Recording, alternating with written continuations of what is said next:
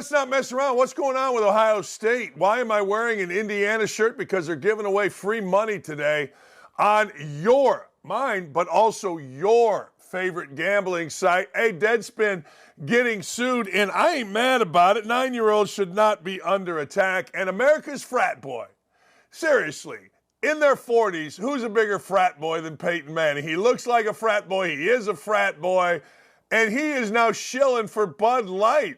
Hey, is the frat boy back in Bud Light advertising? I think it is. Don't At Me starts right now.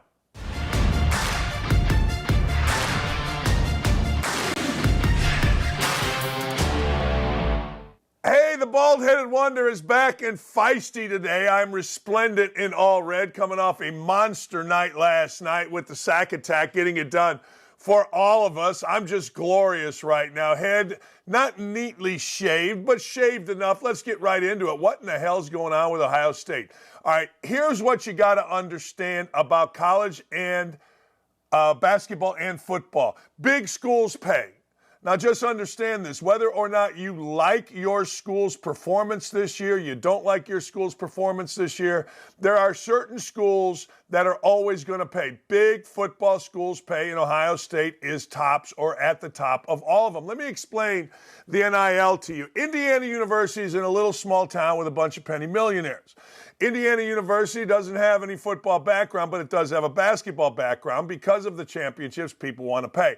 Ohio State is the perfect place in Columbus, Ohio, to get massive NIL money. Why? Tell me another professional sport that isn't soccer in Columbus. You can't name it. In Minneapolis, Richard Pitino told me one time, we're like the sixth sport, Minnesota basketball.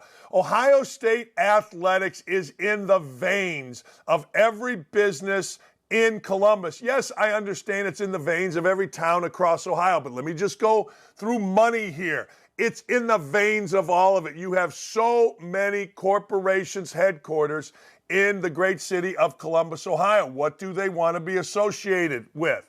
They want to be associated with success. Who's the most successful sports program in the entire state of Ohio? Don't tell me the Cleveland Indians. You saw last night the Bengals had a nice night, but of course it's the Ohio State University and the Ohio State University football program. So there's money there. So the question becomes, why are so many kids running away from the Ohio State University? Let's go through it. You got 2 5-star players at the top of the list. You got a starting quarterback and a starting wide receiver that are skedaddling from the Ohio State University. Kyle McCord, we talked about it yesterday. Over 3,400 yards passing, 24 touchdowns, 26 touchdowns, only 6 interceptions, Look, at these names, these are all guys that would immediately walk into a school like a Minnesota or like an Indiana and start. This is why Minnesotas and Indianas of the world have a chance, because, look, go get Kyle McCord to be your quarterback, and our toes are tapping. Go get Julian Fleming to be your wide receiver, at least for a year, and our toes were tapping. But the bigger question is this: why? Why? Tell me why. Why are all of these players leaving? There is a natural attrition. Back in the day, it used to be about 1 out of every 3 kids. Not quite, but close. About 30% of kids were transferring back when I was coaching in the 90s and the 2000s, early 2000s. Now, man, oh man, it goes on and on and on. Football was never that much because you got 83 kids on scholarship. You get to maybe 10 to 15, maybe 20%, maybe 16 kids leave. But the deal here is there's a lot of players leaving. I'm going to tell you why players leave. Number one reason why players leave that have had success, they think they can get more money elsewhere. Well, you're not going to get more money than being the quarterback of the Ohio State University. If you are the quarterback that the Ohio State University wants to have as the quarterback at the Ohio State University, you're not going to get more money anywhere else. Because if you were a Heisman Trophy candidate, or if you were the guy that absolutely Ryan Day and his staff knew was going to go ahead and win a national championship for us, they would pay. And they would pay a blank ton. You know what I'm saying? Money would not be a factor because you could not get money elsewhere that would match what Ohio State could do, period. There's money in them buildings in Columbus, Ohio. And the bigger reason is there ain't nothing else. You think people would rather associate themselves with the MLS team or the Blue Jackets, which they do have a hockey team? You think they would like to associate them with that or associate themselves with the quarterback, the main man of Ohio State, of the entire state? It is the number one job in the state. That's right. Being the quarterback of Ohio State, in my humble opinion, surpasses being the coach of the Ohio State University. It just does in this day and age. Are you paid more? Probably not. Probably not. All right. 11-1 record, over 3,000 yards, 24 times. I mean, what are we doing? And you're leaving and you're being told. See, here's what I'm starting to like about coaches. All right. I'm starting to like about coaches that say, hey, look, you ain't our guy. We can do better. Now, this kid, Julian Fleming, he had 26 catches. What do you have? 276 yards. And he's got a face that says he's going to quit. He's a 5-star kid that's been a disappointment, so you don't worry about it. But I got to tell you, when your quarterback leaves year after year, and good players, maybe not great players, leave year after year, it hurts. It does. Ohio State, I think, has a plan, and that plan is they have a quarterback ready, willing, and able to come in and be the starting quarterback of the Ohio State University. It's like this. You never leave a job until you have another job. So if you want to leave a job, you're not happy, make sure you go get another job. Well, you don't get rid of a starting quarterback unless you got another starting quarterback.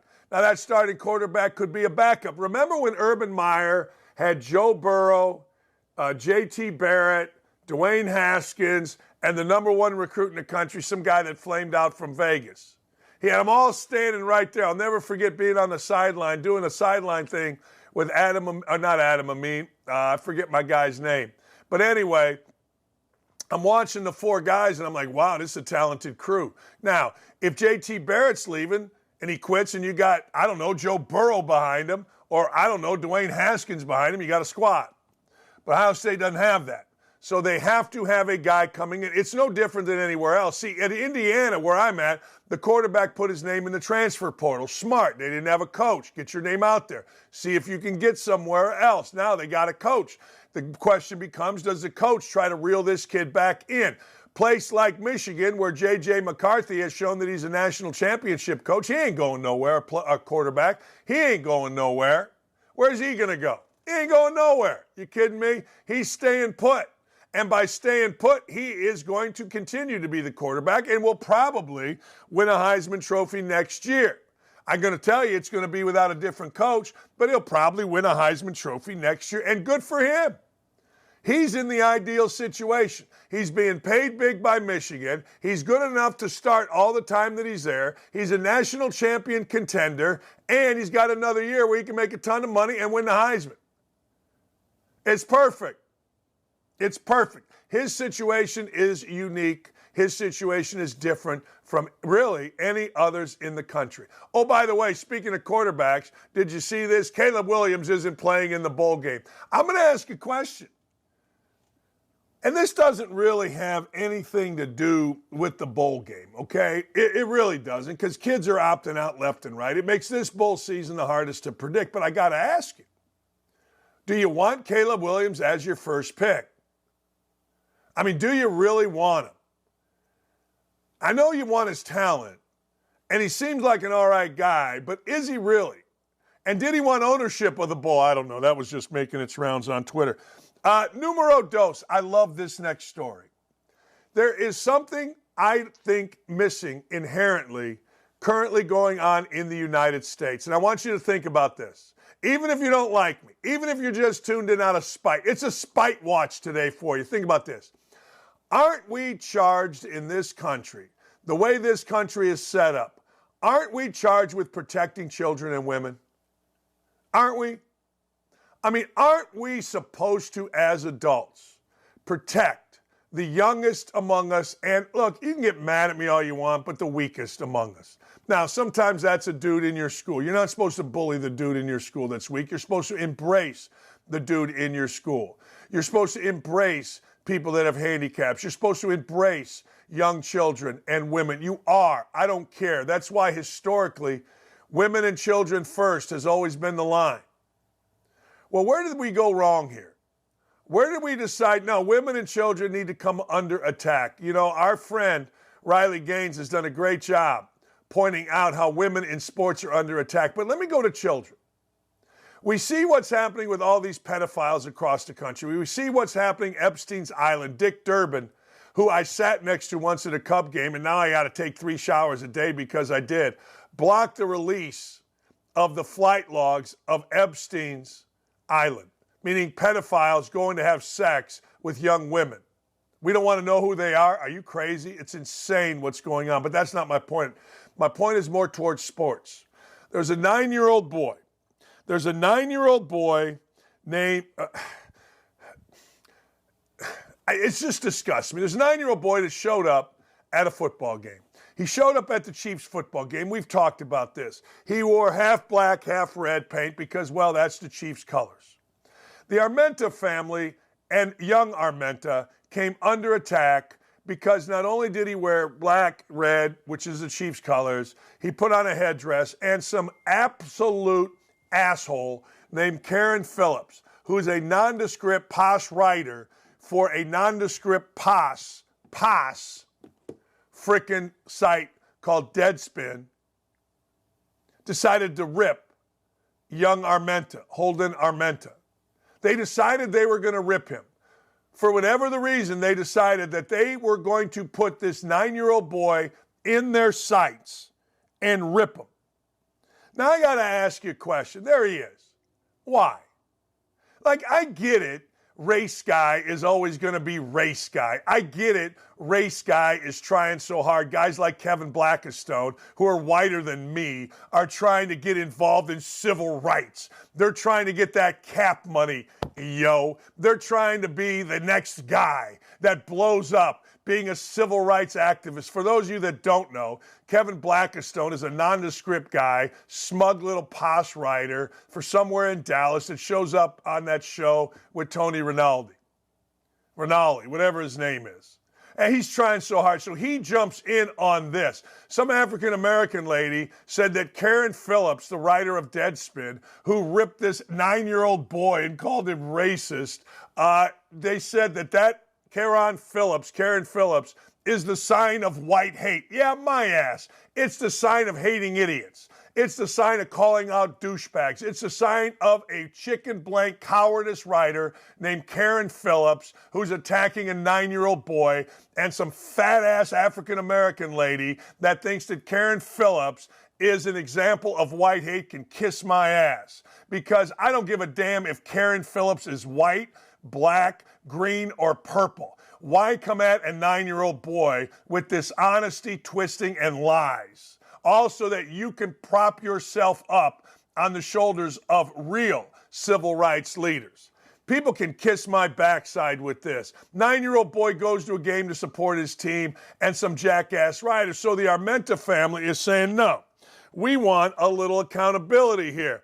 These posts on X and photos about Holden and his parents must be retracted immediately, the lawyer said. It's not enough to quietly remove a tweet from X or disable the article from Deadspin's website. You must publish your retractions and issue apologies to my clients with the same prominence and fanfare with which you defamed him. You damn right you do. I talked about this a bit yesterday, but it infuriates me. Of course, idiots like Pablo Torre, who have nothing to do with sports other than to be whatever he is racially or sexually, and finds a niche because that's all he's got, whoever the hell Pablo Torre is. Pablo Torre is the Hispanic version of Bomani Jones. They're both failures at everything they do. They can't keep a show for more than 10 minutes. Anyway, long story short, this jackass chimes in too because, well, there's money and relevance on standing on the shoulders of a 9-year-old boy. You stand on the shoulders of a 9-year-old boy to prop yourself up by calling him a racist means you are one of the most despicable human beings on the face of the earth. And I think everybody that has been around Karen Phillips knows that he actually is one of the most despicable human beings on the face of the earth. And any fat-ass African-American or any fat-ass white dude or white woman that defends these cretins is in the same category. There's no reason whatsoever to defame a 9-year-old boy who is at his team's game, buying something you buy in a costume shop, painting his face the team's colors, and is actually Native American, and calling him racist. I mean, it's the world we live in, where every African-American guy that's a writer is trying so hard to be the next guy, to be the next voice. You know who doesn't really try to be that? Stephen A. Smith. You know what he tries to do? Sure, he does talk about the plight occasionally of African Americans. Sure, he talks about being African American, but he doesn't try to trample people with vicious nonsense. And guess who is the most listened to voice in the African American sports media community? Stephen A. Smith. And don't tell me it's because of racism against Karen Phillips. Karen Phillips was a jackass when he was at the New York Daily News. Kevin Blackistone has always tried. He tried to fit in hard with the white people, and now he tried to fit in and stand on the shoulders of a 9-year-old boy. There used to be a segment in Chicago sports radio. Who are you crapping? You ain't crapping me, Kevin Blackistone. You ain't crapping me, frickin' Karen Phillips. You're full of shit. And not only that, and what makes it worse is you're just bad people. A 9-year-old boy has to sue you. Now, I'm guessing it'll get thrown out. I'm guessing nothing will happen to Karen Phillips other than he'll get cred in his, quote, community. And Kevin Blackistone will get cred in his, quote, community. Shows you how dumb the community is. Bud Light. See, there is the nation's frat boy. He looks like a frat boy. His brother looks like a frat boy. He walks like a frat boy. He talks like a frat boy. He acts like a frat boy. He's the leader of the frat house, and all the other little frat boys, because this is what you do in a frat, you laugh at every stupid joke that the president of the frat house says. He is Peyton Manning. Look, he is the adult version of a frat boy. He just is. I mean, look at him. If he doesn't look like an eyes-on-wearing frat boy from the 80s, and his little brother Eli the same, I don't know who the hell does. I'm sorry, they just do. They're America's frat boys. Okay, see, that girl right there either wants to shtup Peyton Manning or Peyton Manning just said the word the.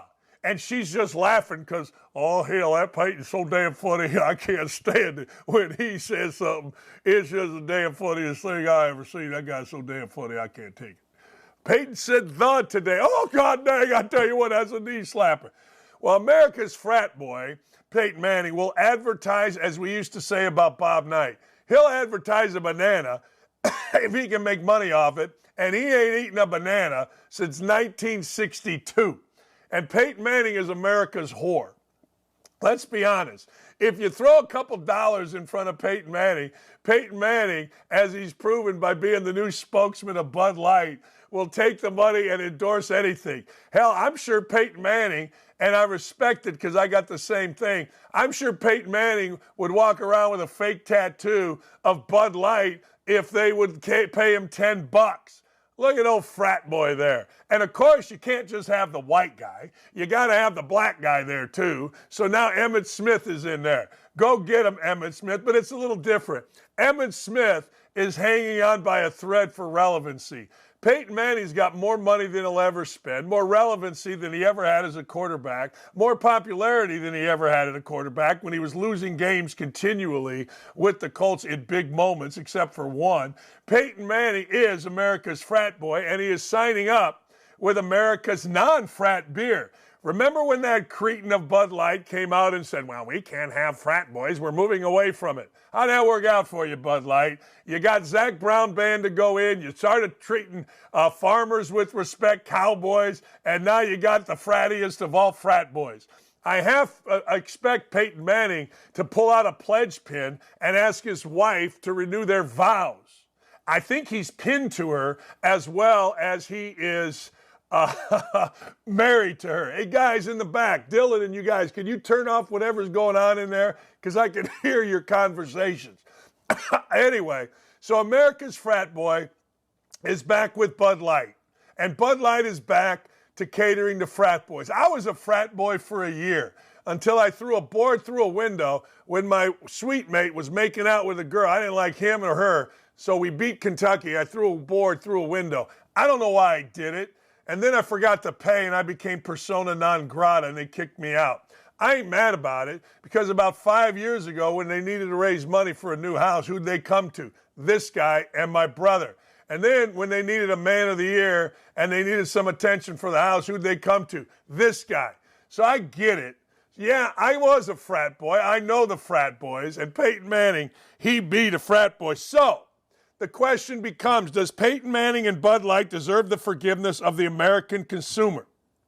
Bud Light is doing their best, I'm reading this here, to say to the American consumer, we messed up, and are looking to regain the trust of their buyers after dropping the ball with their Dylan Mulvaney. Oh, God, is that an icky person. So far, they've teamed up, wait for it, Zach Brown for a Bud Light commercial, partnership with Dana White in the UFC, and now they've collaborated with America's frat boy, Peyton Manning, for a new commercial symbolizing the love of drinking Bud Light in a crowded sports bar. Has Bud Light served their jail time, ladies and gentlemen? And has Bud Light earned the trust back of the millions of Americans they recently turned off? Well, I don't know.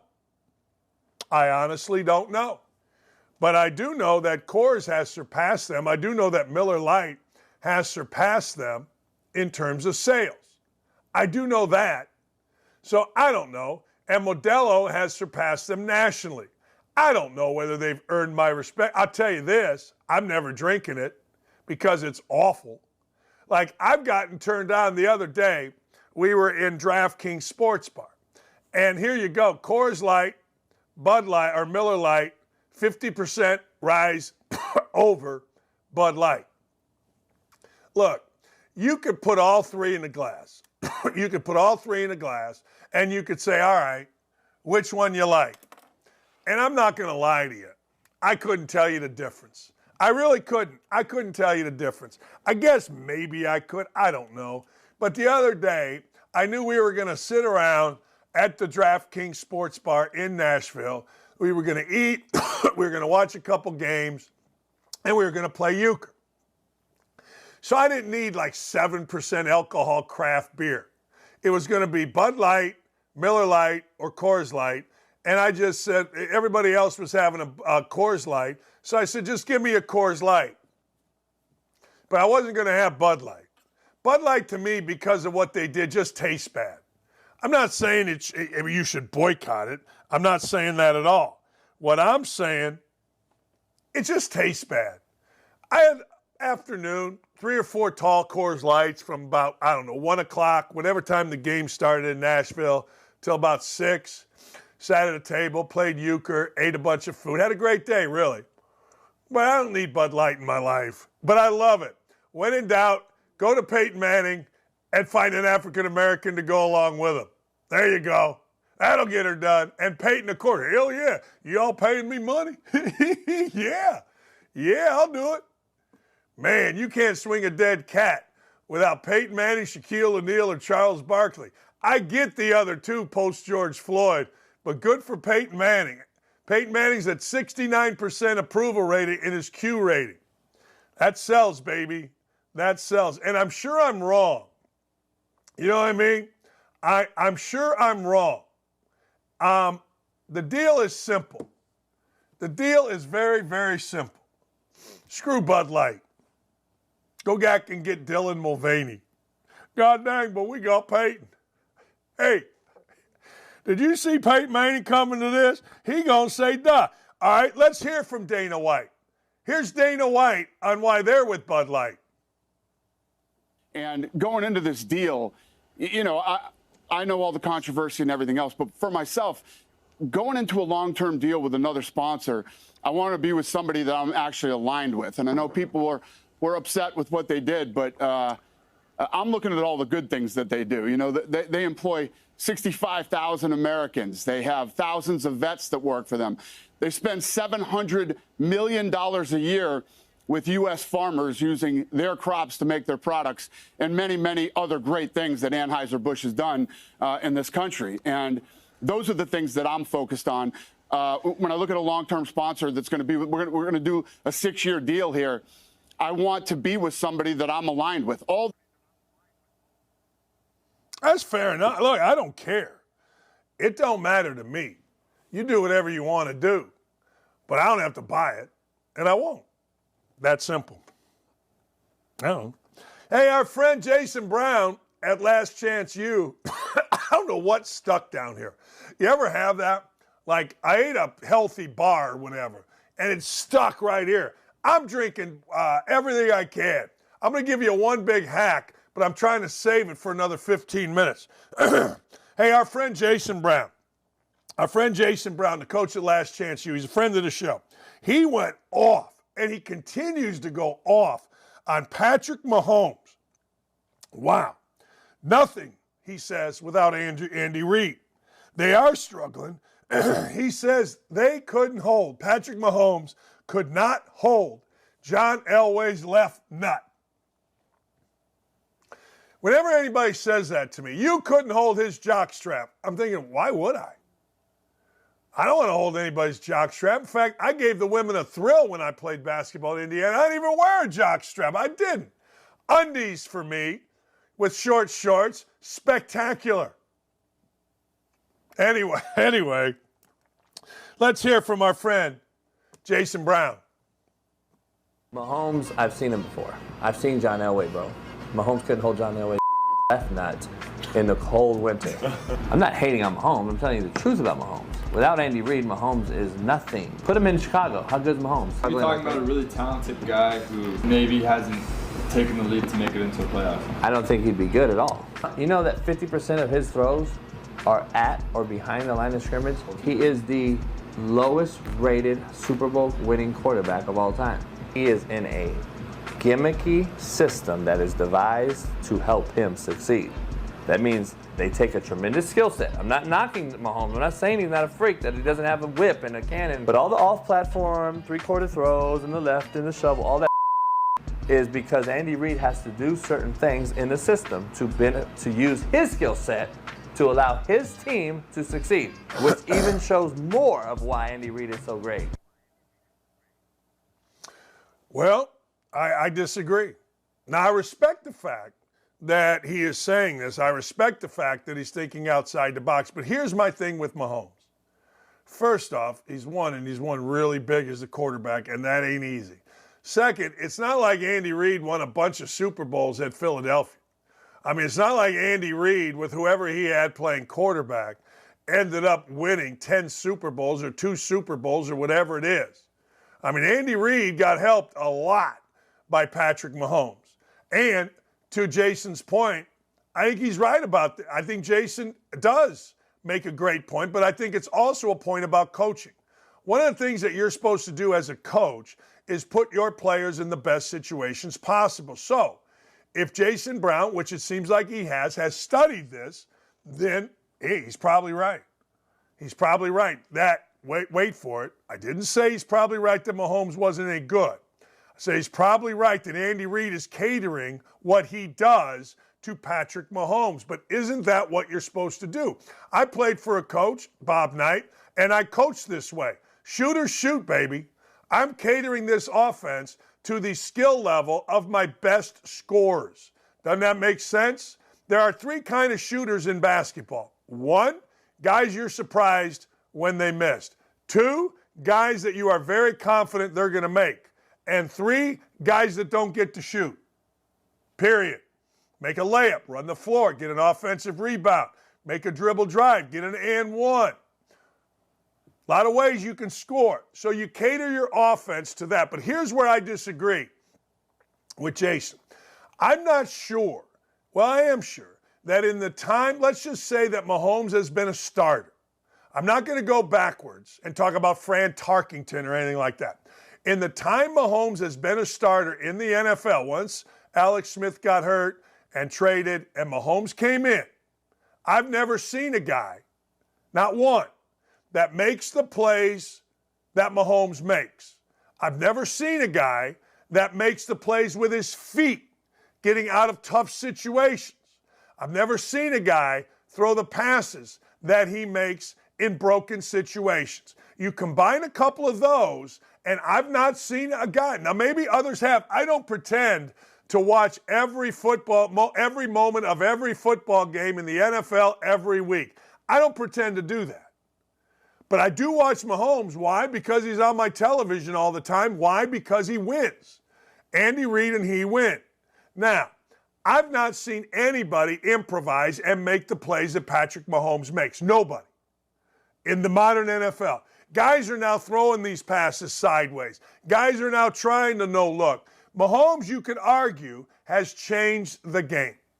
And I got to tell you, I also think this, and this picture right here shows it. Mahomes is one of the smartest football players I've ever seen. I'll give you two things. One, he always knows where he's at on the field, and now I think he's the guy that started this putting the football out. You guys may disagree. You may have somebody else. It's the first time I really noticed. Second, he's Tom Brady, Aaron Rodgers-ish in how he gets out of trouble when there is a crowd coming in the pocket. He maneuvers, he moves. 3, he makes it virtually impossible to get a good hit on him when he runs. He has a shiftiness about him. But most importantly, 4, he finds people down the field better than anybody in the NFL in broken situations, and you're seeing why right here. Where that football is and where his head is, he can throw a football that fast. He can get a football out of his hands to a wide receiver that quick. And that's a skill. Some guys run, their head is down. Some guys run, the ball is tucked. He has the ball in such a position always where he can flip it to somebody, and he's remarkably accurate in these type of throws. This picture shows it well too. A turn of the shoulder gets him away from alignment. I'm just telling you, I get what he's saying. I do, but I disagree. In my time watching Patrick Mahomes, in my time no longer coaching college basketball last 15 years or whatever it is, I got to tell you, man, I haven't seen anybody better. I think it would be fun to go Tom Brady, Bill Belichick, meaning Mahomes goes to the Bears, Mahomes goes to the Colts, wherever, and Andy Reid stays where he is, and let's do the divorce settlement. Let's do the divorce weigh-in. You against you. Who has a better go of it? You can make the argument that the Broncos were much better as an operation than the Colts, even though the Colts had the most wins for like the first decades of the century, right? Hell, Peyton Manning was there 106 years, went to 2 Super Bowls. Peyton Manning went to Denver 4 years, 2 Super Bowls. He won as many in Denver as he won in Indianapolis. You can make that argument. It's always an interesting argument when you have a great quarterback and a guy that's now considered a great coach. Hasn't gone well for bouncing Bill Belichick. I would think it would be fun, really fun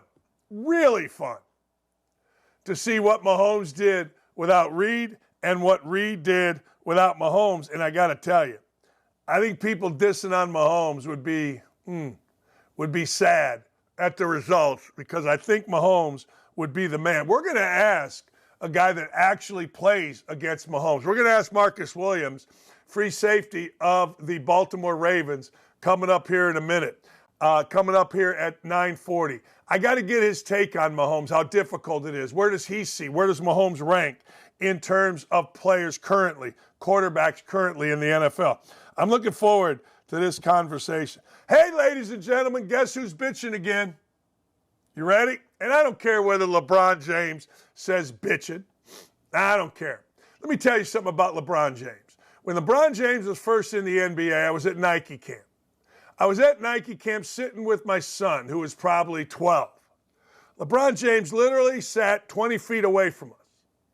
LeBron James, with a 10-year-old between me and him, dropped so many F-bombs, the N-word, and sounded like a complete dumbass in front of a 10-year-old kid. And at one point I looked at him and I went, like, what are you doing? So now LeBron James is whining about the word bitching. It's really funny to me. I wonder how many white boys have come out of LeBron James' mouth. I know how many white girls have been in and around LeBron James. I know 2, in fact, but I digress. Anyway, so LeBron James is mad about the word bitching. I love the word bitching. And nobody bitches more than James Harden. James Harden is still bitching at Daryl Morey. Daryl Morey, according to James Harden, decided, hey, I'm not giving you a Supermax deal. And he had promised him one. I'm not giving James Harden a Supermax deal. I don't care if I promise him the moon. So James Harden is still mad. He's still bitching. This was going to happen within 10 days. And then it got dragged out for 4.5 months, or however long it was. There's too much money, too much respect lost, too much loyalty on my end to even double back with Morey. Do you know who really got lucky in this? Daryl Morey. There's nothing to talk about. There's nothing to talk about. This is real money. Okay. There's nothing to talk about. All right. Then don't talk about it. You know, if I'm Daryl Morey and I got excited and you were on my team because apparently Daryl Morey hadn't been paying attention to what goes on when you have James Harden, even though he had James Harden in Houston. But apparently he doesn't pay attention. He gets excited, say that he's going to give this clown all this money. Oh, okay. And then he realizes, yeah, I ain't doing it. Or maybe the owner said, yeah, we ain't doing it. Yeah, I don't know. I don't know which one. I have no idea. There's always a backstory, though. You know this. If you've paid any attention to me over the years, it's always a backstory. So I don't know whether Morey, whether the new ownership, Josh Harris, I don't know. But I do know this. Morey and the Sixers were smart not to give that lazy-ass, ball-hogging, pain in the backside, publicly bitching, party-going, stripper-loving James Harden any money, much less a max deal. So, James Harden is one of those guys that the more he complains about you, the better he looks. More you complain about Daryl Morey and your James Harden, the more public opinion is going to go to who? Daryl Morey. Not the fellas. The fellas are always, not the media, because the media in the NBA wants to hang with James Harden. They want to be part of the scene. They want to meet Drake and take a picture. That's what the media in the NBA does, except for Barkley and Kenny and Charles. Shaq wants to be part of the scene. Shaq's still hanging on. Barkley and Kenny Smith, they didn't give a rat's ass, but Shaq still thinks he's and is a child. Anyway, so good for Daryl Morey, good for James Harden, keep bitching. Bad for Deion Sanders. I don't know what's going on with Deion Sanders, but Deion Sanders is losing players left and right. Players are coming out and saying Deion Sanders only kept us for the spring game so we had enough players to sell it out day after he kicked a bunch of us off. All right, it worked great for the first, 5 weeks. It didn't work great for the last 8 when they lost 7 in a row. And now comes word that Deion and his 12-year fiancée, Tracy Edmonds, have ended their relationship after more than a decade together. Deion appears to be in high spirits and only had nice things to say. Boy, I got to tell you, I'm not sure there's anything I care less about. I'm not sure. I will bet you one thing, though. I will bet you one thing. The fiancé who told him, apparently, I think 60 Minutes had this, that you need to go into college coaching, started looking around and saying, wait, this is college coaching? I got to live in Boulder, Colorado? I got to worry about what's the name of the team? The Buffs win? This dude's always gone, assuming Deion Sanders works, and it sure seems like he does. Yeah, I don't know about this one.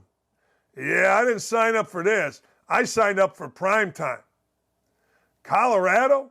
Boulder, Colorado ain't New York City, ain't L.A., it ain't even Denver.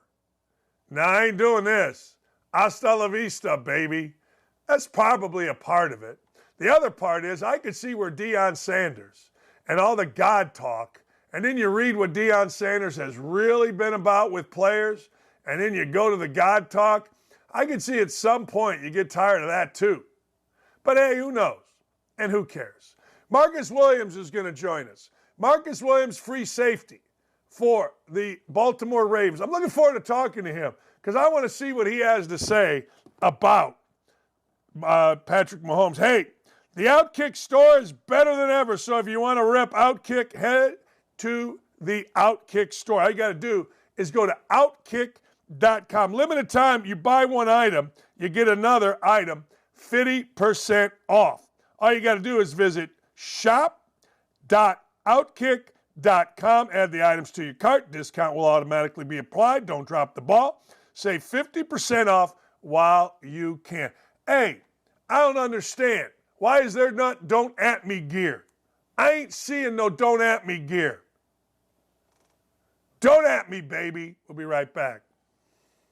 Last week in Las Vegas, a white high school student died after he was brutally beaten to death by a group of 15 Welcome into Outkick the show. I am Clay Travis, your fearless leader. I am going to continue to argue that sports is one of the great unifying forces in all of American life. ESPN is a sinking ship.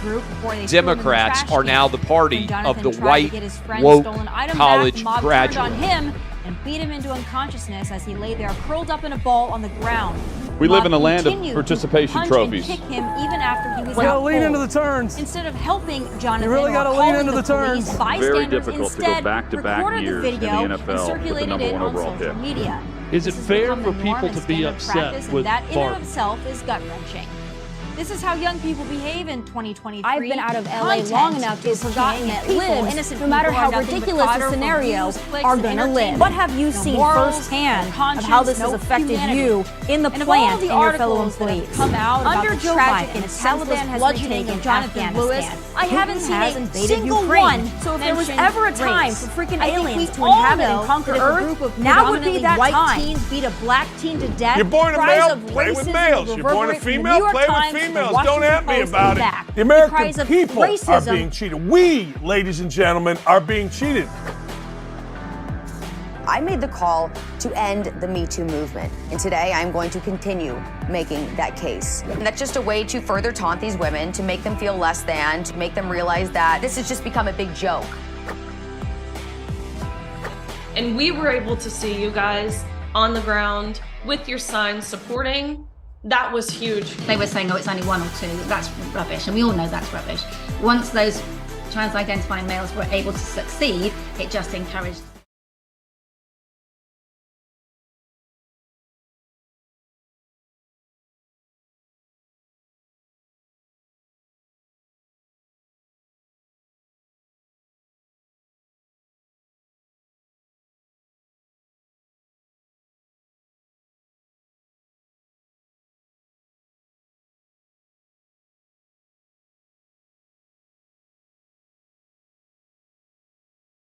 You know, I told Marcus Williams that I'm going straight Bill Walton. I'm saving it for the show, is what Walton always says when he's in pregame. So I got to ask, we just played a clip of Last Chance U's Jason Brown, coach, talking about how Patrick Mahomes is the most overrated quarterback in the NFL. He plays to a system. He has more passes behind the line of scrimmage. So I said, you're the perfect guy to ask. How difficult is it to defend Patrick Mahomes? Where do you see Patrick Mahomes in terms of quarterbacks in the NFL? I mean, man, you see what he's doing on the field. I mean, I wouldn't call him overrated. I mean, he does what he has to do week in and week out. He doesn't make excuses. He goes out there every weekend. You know, he plays to the best of his ability. So, I mean, I see a guy like that as a really good quarterback. And, I mean, I don't have anything bad to say about him. But, I mean, when you go against him, you just got to be on your P's and Q's. You got to lock in and focus in. And when you have a good game plan against him, you know you could get him. How difficult is it, and it's not just Patrick Mahomes, it's your guy too, Lamar Jackson, when a guy has the ability to break contain, how difficult is it for you to make a decision, all right, he's definitely running, so I got to come up, or damn, these guys can throw it any way you want on the run, sidearm, across their body, across the field. Take me through the decision-making process of you as a safety when a guy breaks the pocket. Man, you know, you just got to plaster your coverage whenever a quarterback breaks contain, you just got to plaster your coverage. And once he starts to, get past the line of scrimmage, then you can go attack. But until then, you stay back, you contain the quarterback, and, you keep man on man in the back end. So, playing with a guy like Lamar, we get that every week in practice. We just practice the plaster because we're going to get that in the games that we have. So, I mean, it's tough, but you just gotta continue to practice it, and when you practice it, you get really good at it. So I think that's a good thing for us. But so take me through. I coached for a long time college basketball, and we used to practice scramble situations, 3-on-2, 5-on-4, that kind of stuff. How do you practice a guy? All of a sudden you think he's sacked, and he comes out of it. Now he's running, and you're back there. How do you practice that type of scenario?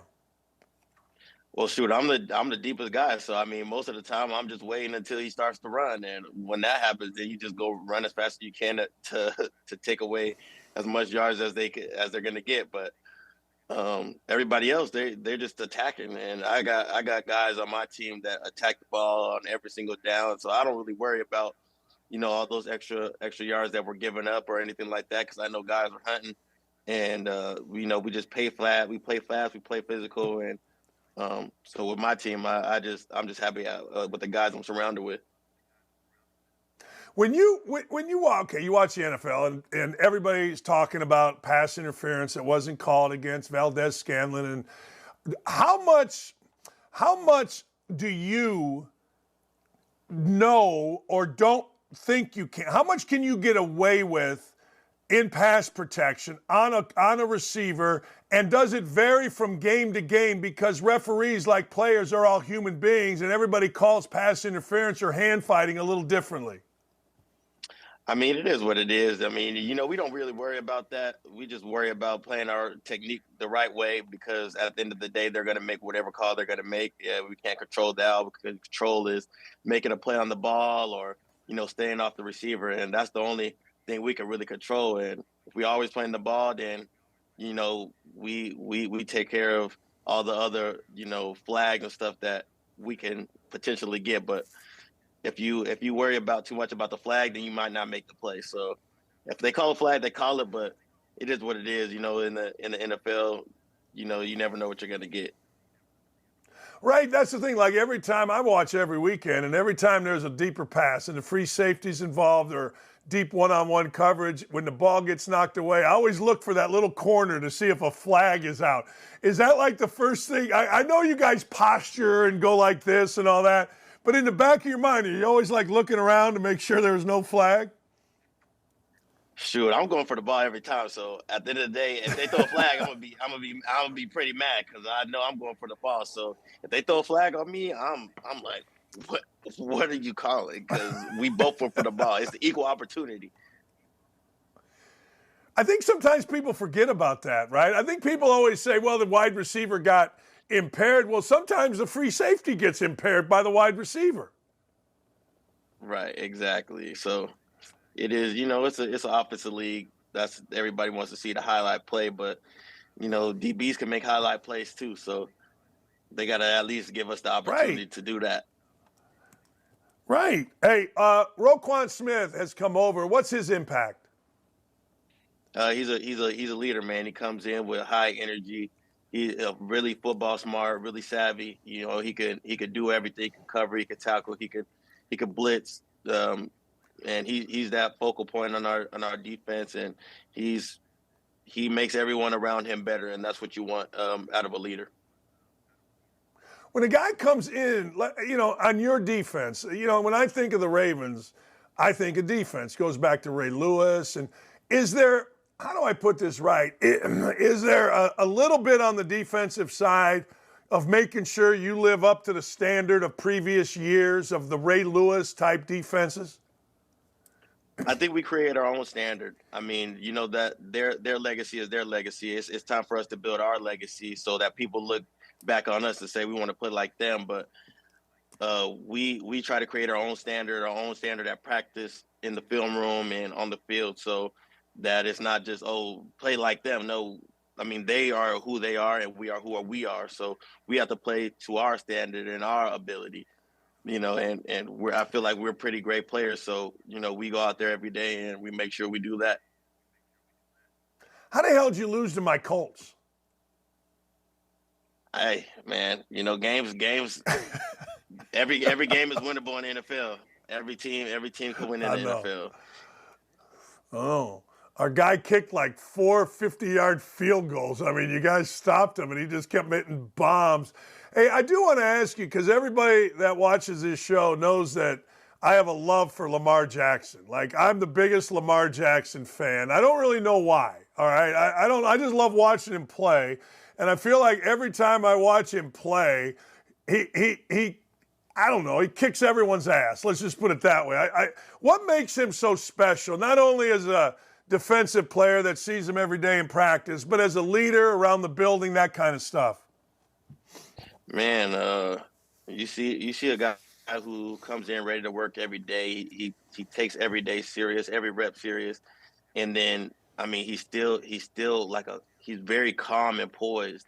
And when you see him, you're like, this guy's ready to go every single day because he practiced how he plays. His preparation goes into the game, and when he's there, he wants to make every play.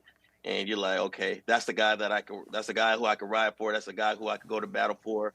And when you have a leader like that, who talks to everybody, who's around the building, who talks to any and every person, that's the type of guy that you could only ask for as a quarterback.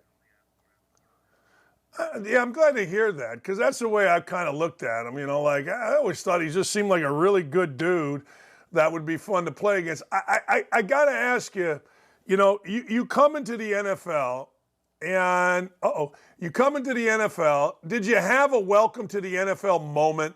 Like, you're a second-round pick, Utah, great program. Did you have a welcome, like somebody just knocked the hell out of you, or you thought you were going to knock the hell out of somebody that just, like, took the punch and looked at you? Did you have anything like that? Shoot. Probably my first Patriots game. I think I was running in my rookie year. I was running to chase after Gronk, and then I think I went low to grab his legs, and he just like swiped me by and just like threw me out the way. I'm like, man. I said, I don't even know what to do about that. But I think that was my first welcome to the NFL, and that had to be like my second game.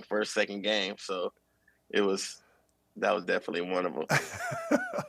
How does that react? How's the reaction to something like that in a film room? We just go to it, and you just go to the next play after that. All right, last thing before I let you go.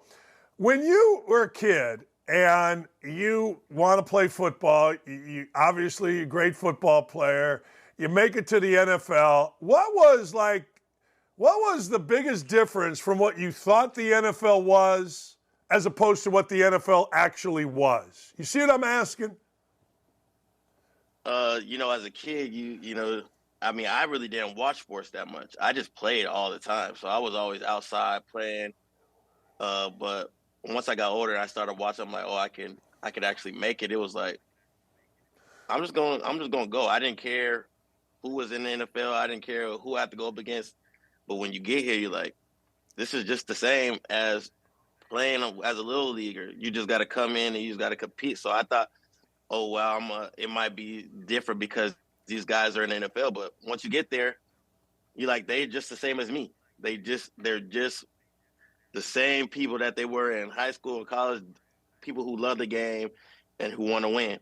So, I thought it was going to be like, it's all business. But then when you get here and it's a brotherhood, you see that, it's definitely just like college or any other team you're with. What's a week in your life? Now, you play Sunday. So what's Monday, Tuesday? Can you take us through what a week is, when you go to work, when you don't, when you lift, that kind of stuff? Usually you play on Sundays, I come in Mondays, get a lift, watch the film, the recovery. And then Tuesdays I do again, I lift, I watch film, and then we all have film together. We all have meetings. Then we have, little walkthroughs or whatever, go over the game plan for the next game. Then Wednesdays is practice. Come in early. You have your breakfast, all the other stuff. And then you do film. Then you have practice. Then you do film. And then you go home. So you pretty much, that's the same schedule. Then Saturdays walkthrough. And then Sundays again. And then you just do it all over again. So it's pretty much all the same stuff. A lot of film, a lot of preparation, practice, meetings, and then I go home, get home around 5:30. That's how it pretty much goes. Do you like Thursday games? You like Monday games? You like, because there are breaks in the schedule a little bit. You okay with those? Thursday games are pretty tough after a Sunday game. Especially if you have like a late Sunday game, then you got to come to a Thursday game. Like you're really trying to hurry up and recover your body, and most of the time, your body's not recovering until Wednesday. So if you're recovering, you're barely getting going on Wednesday, and you got to play on Thursday. A lot of times there's injuries. I mean, hopefully we hope that there's not, but it's definitely a tough schedule to do that, like right back to back. But we don't complain. We just go out and play and do the best we can. But those are probably the toughest games. You just told me your body feels great. What are you talking about? My body feels great. My body feels great. So when I played a Thursday night game, we won. So yeah, right.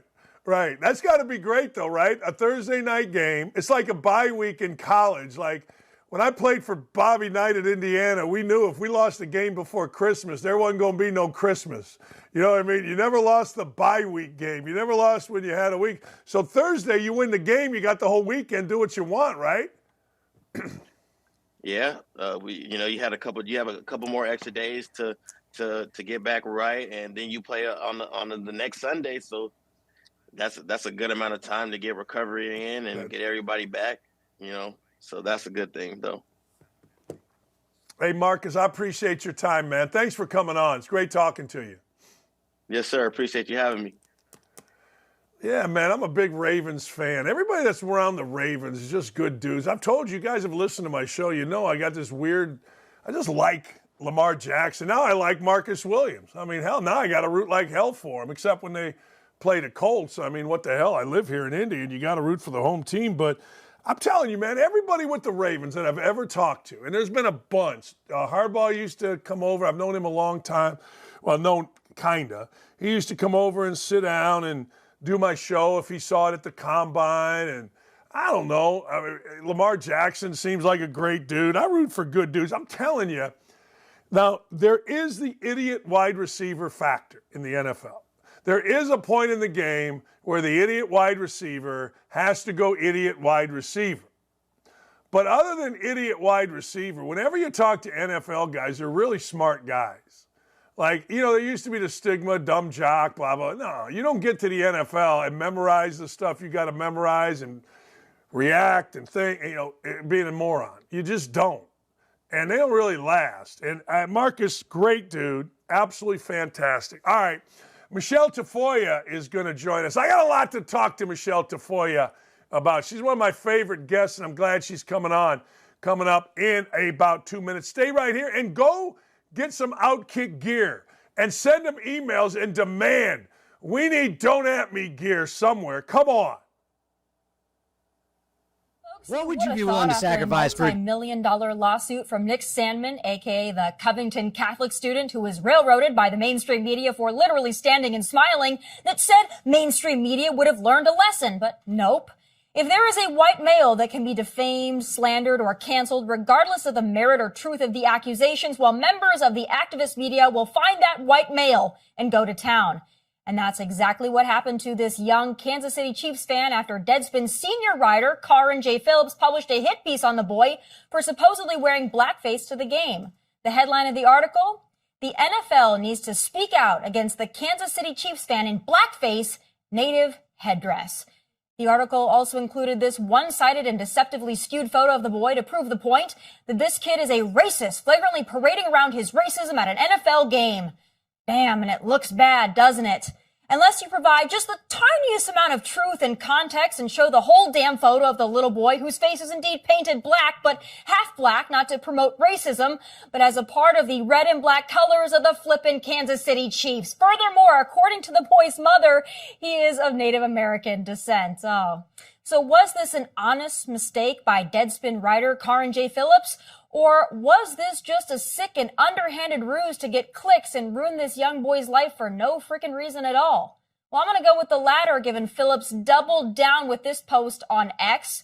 That tweet is now deleted, but the damage is already done.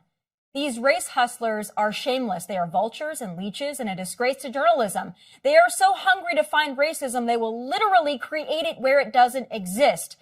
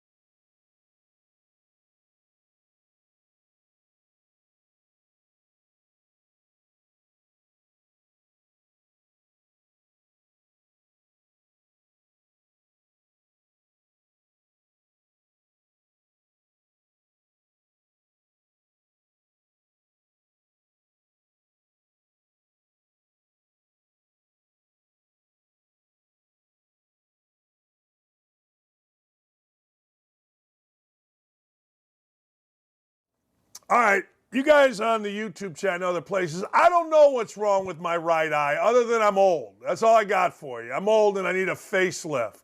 All right? That's it. I didn't know. I didn't get punched. It just is what it is. So get off my ass. Michelle Tafoya, nice enough to join us.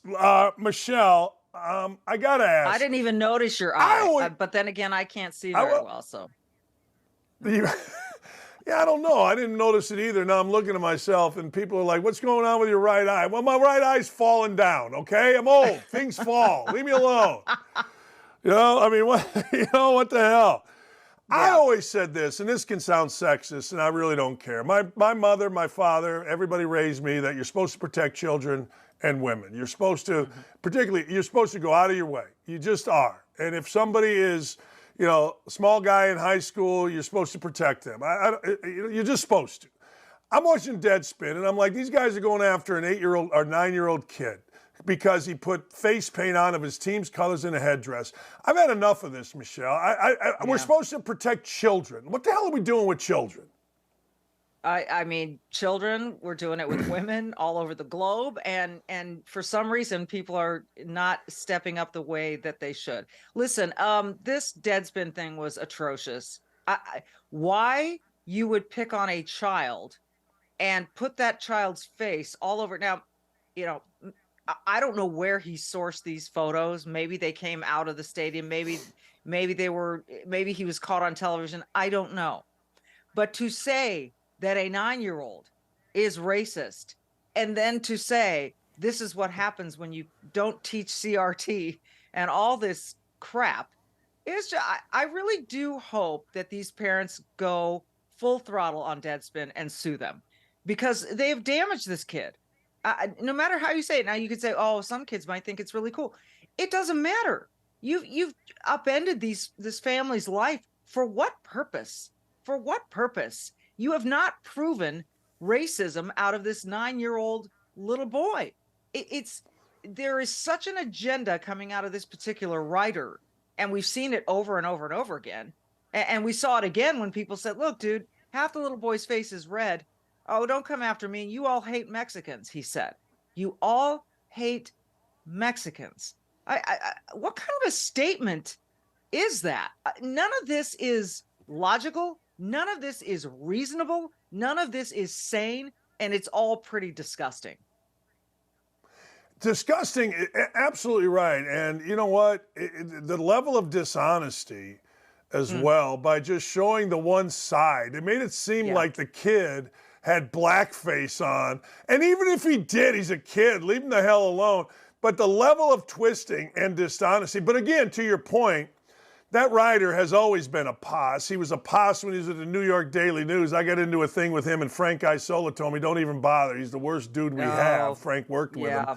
And so you're right. I think sometimes people are trying so hard to put themselves at the forefront, whether it's civil rights or whatever, that they make stuff up with the hope that maybe it'll catch on and Nike will sponsor them or they'll get some cap money or something. I don't know. It's the only thing I can figure.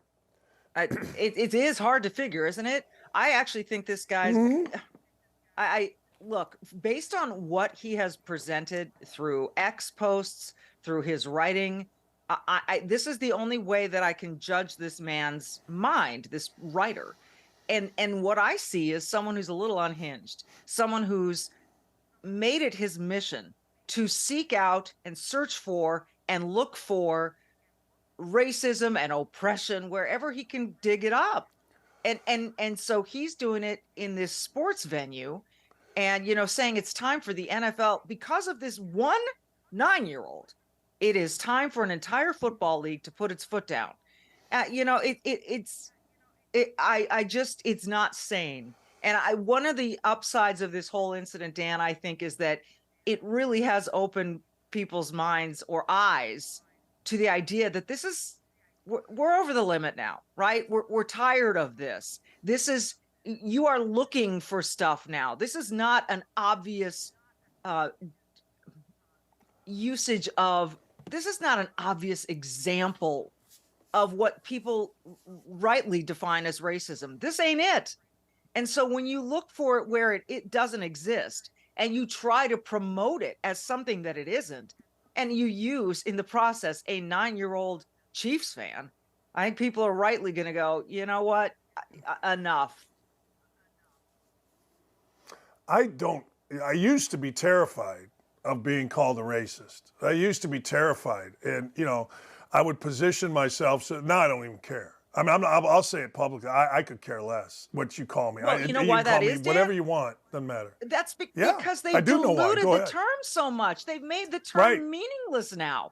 So unfortunately, what they've done is if you call everyone a racist, then it's meaningless, right? And that's kind of what this guy's MO is.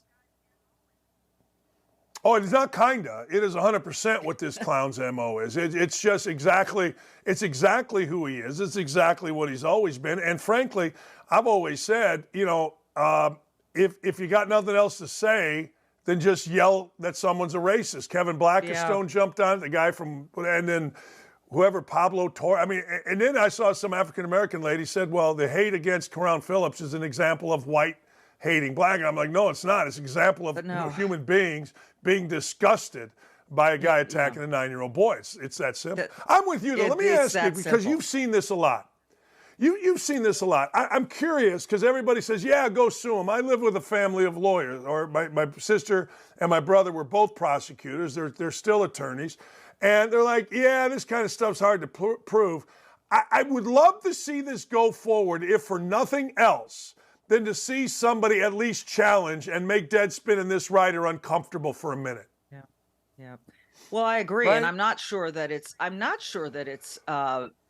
look, the guy from Coventry High School, you know, when they put out all the video of him in his MAGA hat and painted him as a racist, won a lot of money from those outlets. So when you take a snapshot of a person and you mischaracterize their whole being out of that snapshot, then I think you've got a case. And I think this family does have a case. And I think, so I maybe it's hard to prove. I'm with you. Take them to task. What they did to this young boy was absolutely wrong. And to label him a racist because of the headdress and so forth, I think it's absolutely beautiful, by the way, that he is Native American. But, you know, to throw a label at this little boy and say that the NFL, that an entire football league needs to take action because of this little boy, I think it's awful, and I think they absolutely do have a case. I'm not a lawyer. I don't know how you figure it out, but I think they have a case. I do too. One of the things I'd like to see the NFL take action on is to have him, next time the Chiefs play at home, have him in the middle of the field and make the coin toss in his full uniform, in his full headdress. Let him be or represent the Chiefs at the coin toss and just tell them all, hey, stick it. You know what I mean? That's the action. I had heard all kinds of stories that Chiefs fans at the next home game were gonna dress exactly the same way this little boy did. I don't know. We'll see if that happens or if too much time passes and people decide they don't want to do it. But I know there are a lot of Kansas City Chiefs fans who really support this little guy. Yeah, and they should. Hey, are we in the era? We are here in Indianapolis, but last night, are we now officially in the era of the backup quarterback? Is the backup quarterback the thing? We have Minshew mania here going on in Indy, Michelle. There's mania all over the place. All of a sudden, Browning in Cincinnati, who wins the game for him last night. I mean, this is, we are. You're right. I was thinking about it when I saw, the quarterback for the Jacksonville go down last night. And I don't know why his name's escaping me, except that it's first thing in the morning. But you think another one? I mean, it started on week 1 with Aaron Rodgers. You had Kirk Cousins. You had, Joe Burrow. How many quarterbacks have we lost this season and backups are stepping in? It kind of takes me back, though, to Tom Brady's recent comments about the lack of excellence, as he sees it, in play and coaching. And I don't know if that has anything to do with this, if there is a lack of excellence on the part of the offensive lines, or where or what it is that is happening. But I can't recall a season where we've seen so many quarterbacks just out, starting quarterbacks. Yeah, I don't know what you do. I mean, Trevor Lawrence was the name you were looking for. Trevor Lawrence, thank you. I mean, he goes down. It's just an odd thing. I do have to ask you, because you've been around the NFL and you're the perfect person to ask this, and I don't know the answer. Have you ever seen a team? You mentioned the Jets and Aaron Rodgers. Have you ever seen a team more hyped, more talked about, go in the toilet so badly? The difference, the highs are so high and the low is just, they're so ridiculously, their Iowa offense bad. That's how bad they are. Have you ever seen that in one singular NFL season like this? The only one I can think of is where Tom Brady got injured week 1. But they managed to, with Matt Castle, they managed to scrape the season together. Right. So no, I'm not sure that I have. And you're right. Every time Aaron would show up at a game and be on the sidelines in his Jets hat, and they'd say he's coming back. He's healing like crazy. He's doing the rehab. You just don't know. They could clear him. Okay, the practice window is open. And then the team just shoots itself in the foot every week.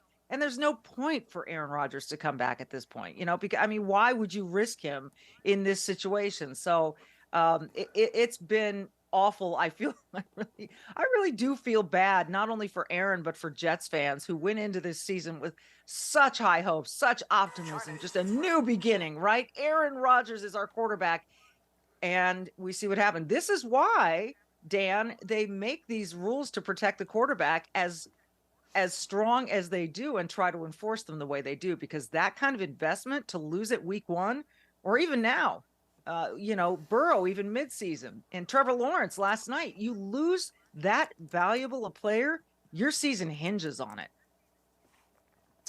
Yeah, in modern NFL, there are two things that I've always said this. Now, maybe it's not to win a championship, but it's to certainly keep your season alive. You better figure out the backup quarterback, and you for damn sure better figure out the kicker. I'll never understand this in the NFL, Michelle.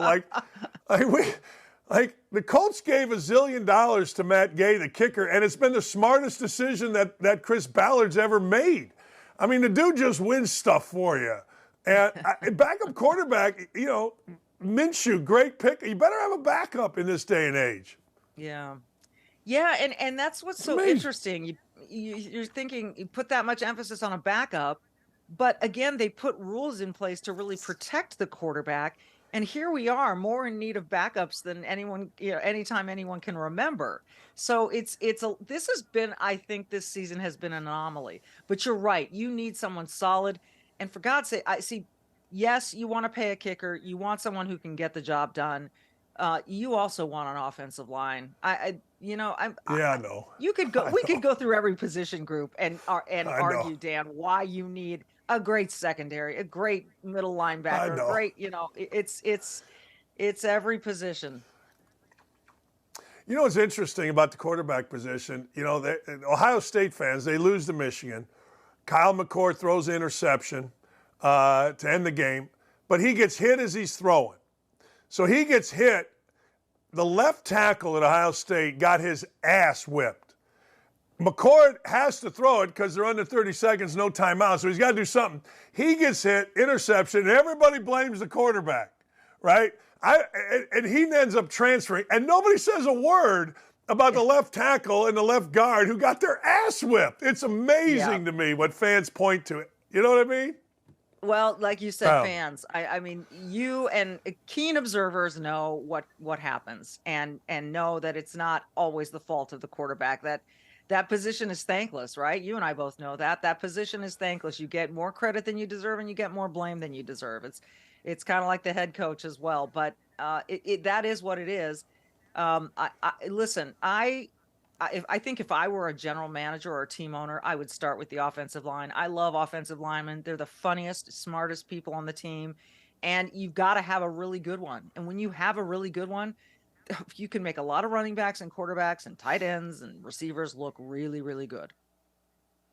No, you're right. You're not wrong. Our friend Teddy Karras Jr., we call him Jr. His dad, Ted, is Jr. Went to high school with him. And Jr. was just named the Walter Peyton Man of the Year for the Cincinnati Bengals. And we're very, very proud of Jr. Awesome. Jr. was in my pool for 5 hours drinking beer. And I looked at him and I said, "Where are you peeing? Where are you peeing right now?" Sitting in my, you know what I mean? Yeah, when you don't get out of the pool, you've got a drink in your hand at all times. Chances are your pool was polluted that day. Yeah. He swore to God he would never do it. But I'm like, all right, I don't know. You're an offensive lineman, but, I don't know. Maybe they just are very capable of holding it together. I guess so. Tyreek Hill with the freaking Dolphins. I'm saying we got to consider him for MVP. That dude is different. I think the Chiefs, I know they want. I think they're struggling a little bit this year without him, and I think the Dolphins and Tyreek Hill are great, not because of him, but certainly he's a big part of it. Oh, he's a huge part of it. I don't think there's any question. It's interesting when you talk about MVPs this season, people are talking about non-quarterback positions, right? You're talking about Tyreek Hill. They're talking about Deebo Samuel. They're talking about CeeDee Lamb. It's really interesting. It goes along with this conversation that we had that, quarterbacks can get hurt. Quarterbacks can be made irrelevant in a moment. But some of these skill position players are really showing their mettle, and he is one of them. There's no question. I mean, this Miami resurgence is something to behold. And I think I'm correct in saying that the bettors, in the gambling world, had them as the favorites in their division going into the season over the Bills. And they seem to be right. This is a really impressive thing going on in Miami. And so we're seeing, a total, I think, a power shift, a strength shift in the NFL this season. And I'm not sure how long it will last, but it's kind of fun to see Miami. And yeah, I agree with you. To see what Tyreek Hill is doing in Miami and to see the Chiefs, not having that element of that kind of speed that you will not see, I don't think, from any other player in this league. They lost a lot when they lost Tyreek. I agree, man. I watch him and I think, man, I know the quarterback's got to get him the ball. I understand all that, but man, when he gets it, it's just fun. And I grew up in an era, I'm old enough to remember when the Dolphins were great, and I liked their uniforms, and I thought palm trees in the stadium were cool. So, it's I don't know. It's kind of a walk back. Michelle, thanks. How's the podcast going, the Michelle Tafoya podcast? What we got going? We're doing great. We've got a lot going. I suddenly think I'm on the spot here. What do we have going this week? But we always have a lot. There's this duo of women called Chicks on the Right. I don't know if you've ever heard of them, but they are going to be our guest on Thursday. Yeah, they are. Oh, you know them. Okay. So Chicks on the Right will be with us on Thursday, and we're looking forward to that. We've had them before. They are kind of a riot, so it's going to be fun. They work the same company, same building. Miriam and they are awesome. They are fun. They are smart. And I'm glad you're having them on because I retweet their show in the morning many times because I want them to be successful. So I'm big fans of the Chicks on the Right, nice. man. I will mention that to them. They do that. They got mad at me one time because I was in their studio, but we resolved that, and they became friends, and I love those women. I love them. I think they are funny, smart, and I'm glad you're having them on because that'll help them. So thanks, Michelle. I don't know if I'll see you before the end of the year, so Merry Christmas and Happy New Year, Dan. Merry Christmas to you, too. We wore our red today in the celebration of the season. That's what we did. There we go. Okay, there you go. Thanks, Michelle. Hey, odd bedfellows, Clay Travis and Stephen A. Smith. They're getting back at it again. They did an interview where Stephen had Clay on. It was really good. It really was. Well, they're going to do it again. They did it again, and Stephen is coming on, with Clay. So let's catch a little clip here. It's coming on at 11, so you don't want to leave this channel. This is the future of Outkick. We're going to have shows going all day. We got Charlie going. We're going to have shows and shows and shows. Well, here's a little bit about Clay and Stephen A. Smith. Maybe we don't have, do we have audio from it or no? Trump and Biden look like they're going to be the Democrat and Republican nominees in 2024. I know there'll be third parties.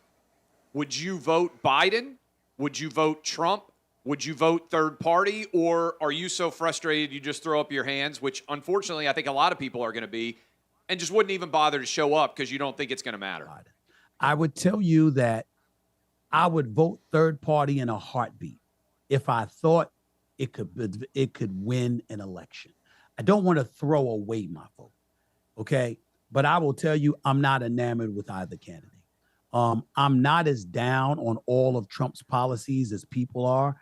There are some good things he's done. I'm from an HBCU. I know that he did things for HBCUs. I think that he's so divisive that he could potentially cause civil war in this country. That's my concern about him. What I would ask the Republicans is this. Somebody like DeSantis would vote right along how he'd vote.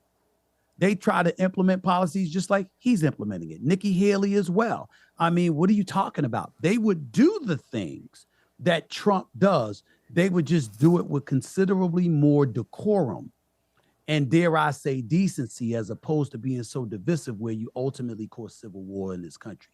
On the other hand, there's Biden. And there are a lot of people with the Democratic Party that I won't give their names, but they've made sure to contact me because they didn't like the fact that I said this, Clay. We need a new president. The man is going to be 82 years of age in the year 2024. There's no way around it. We need to stop. There you go. All right. There you go. Stephen A. Smith. I don't know about civil war. I mean, nobody wants a civil war. And who's the civil war against? I mean, who is it? Who's fighting who? Democrats fighting Republicans? I don't know. But I do think this is going to be a good interview, and this is why we have Outkick, because Outkick is spectacular. I need to get somebody and have a long interview like that and do it at 11 o'clock as well. I like it. I like where we're headed here. Look, you can catch the exclusive interview after my show coming up right now or coming up at 11 o'clock on Outkick.com and all streaming platforms where you get Outkick. We are taking over America, ladies and gentlemen. Come along for the ride. I know a lot of you do, and I thank you for that. All right, I'm going to give you, I only have 3 Heisman candidates. I know that Marvin Harrison Jr. is invited to New York. I get it. That's fine. But there's only 3 guys. My number 1 candidate for the Heisman Trophy is Jaden Daniels. Jaden Daniels' numbers are stupid.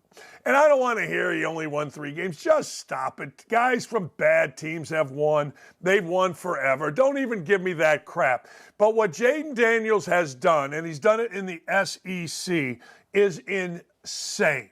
When you throw for over 300 yards in a game and rush for over 200 yards in an SEC game, I got to tell you, that's pretty good.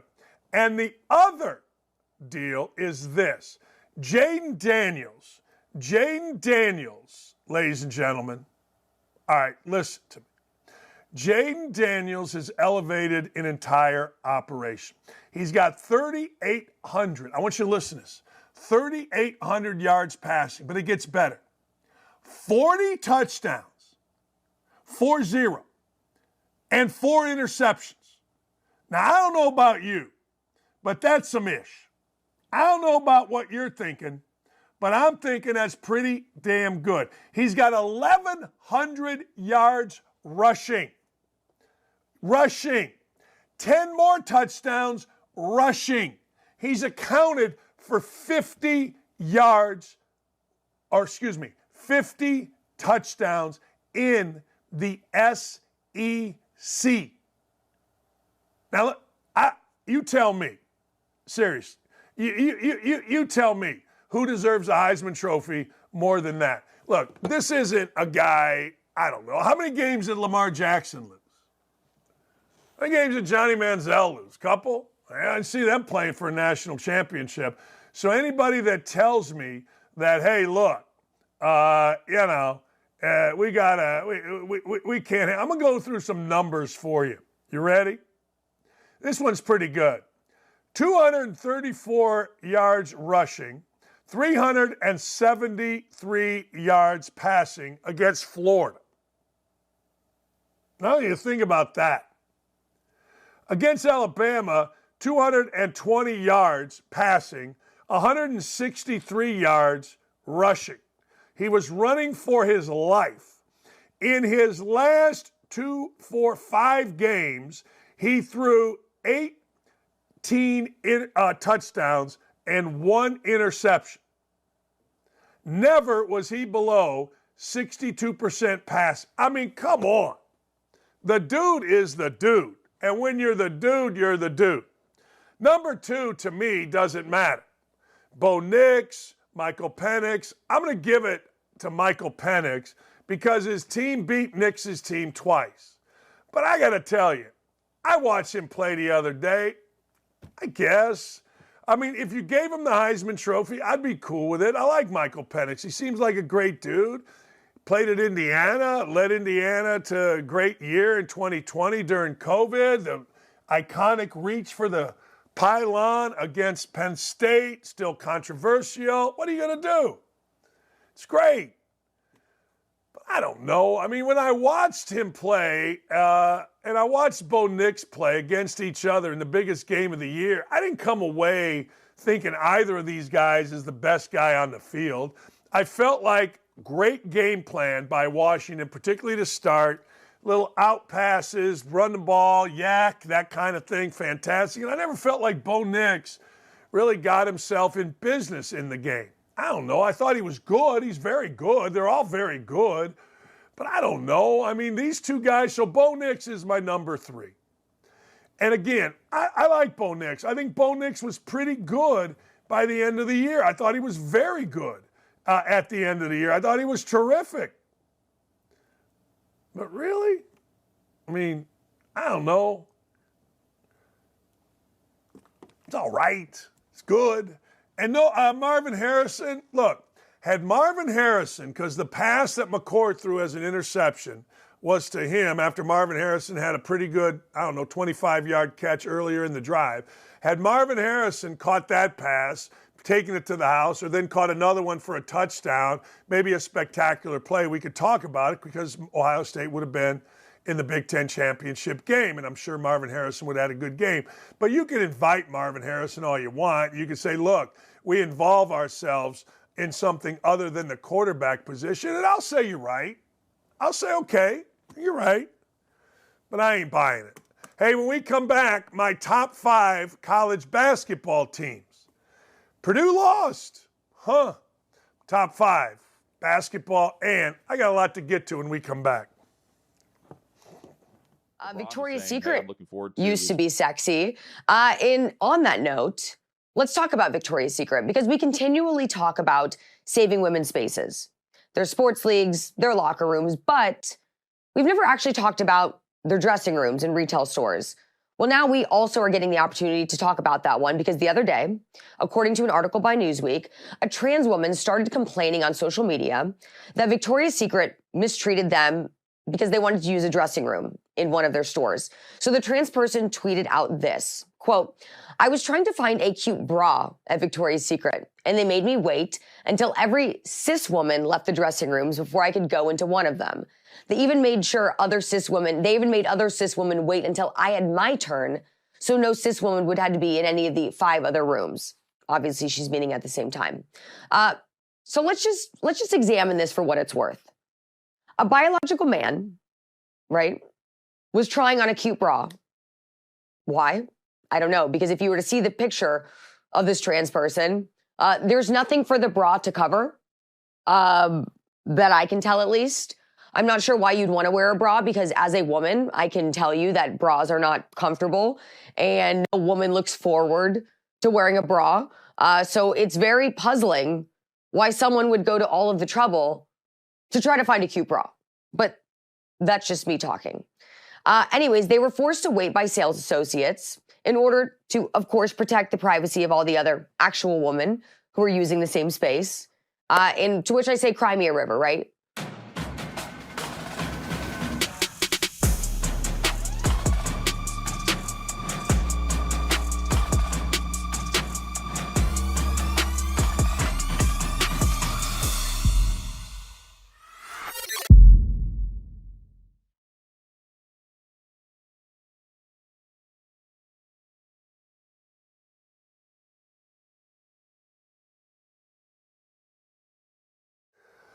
Hey, welcome back. Last half hour. Look, here's the deal. College basketball, the net rankings came out, which is the new RPI, the new way that we're going to set up who's in the NCAA tournament. And that's great. But here's the deal with college basketball. And I hate to say this, but I can't really get into it. I think I can now. Tried to watch Purdue last night, but Robbie Hummel talks too much. His producer called me, and I'm like, tell your boy to stop talking so much. I had to turn down the volume. He's a fantastic analyst and a better guy. But college basketball announcers talk too much and say nothing. They got to stop. Seriously, if I ever went back into it, here's what my broadcast would sound like. That's what it would sound like. I'm sitting there, and so I turned it down, and I started reading my book. I got 2 new books. I got a Baldacci novel, and I got the new Grisham novel, and I'm finishing up the history of CAA, the sports agency. But anyway, they talk too much. Like, shut up. At some point, just shut up. But anyway, my top 5 in college basketball is rarely going to change. I've watched enough college basketball to know a couple things. One, Indiana, who is getting 7.5 tonight on the road at Michigan. That's like giving me money. That's like saying, here's money for you, Dan. Michigan looked really good once, really bad the next. I think Michigan's inherently really bad. I think Indiana's going to be really good. I'll take that 7.5. But anyway, so I'll probably watch that game tonight. But it's hard for me to watch because I'm into football. But football's over. Like, I love watching football. I don't know what it is. I used to never watch the NFL. I loved college my whole life. When I was coaching, I never watched the NFL. I thought it was boring. I thought the uniforms and everything looked the same. It was played on turf. Now I'm kind of into it, and I thank the Sack Attack and others for making that happen. I thank you, DraftKings. I thank you, FanDuel. I thank you, PointsBet. I thank all of you because you made it interesting for me. My top 5. Number 5 is UConn. UConn lost to Kansas. UConn lost at Kansas. UConn lost in one of those games where college basketball, it should be mandatory that team like UConn plays at Kansas, that Kansas plays at Indiana, which is coming up later this year, that Indiana goes and plays Kentucky, or Kentucky goes and plays at Indiana, Kentucky and Louisville play. It's mandatory, and we don't play them only in Maui.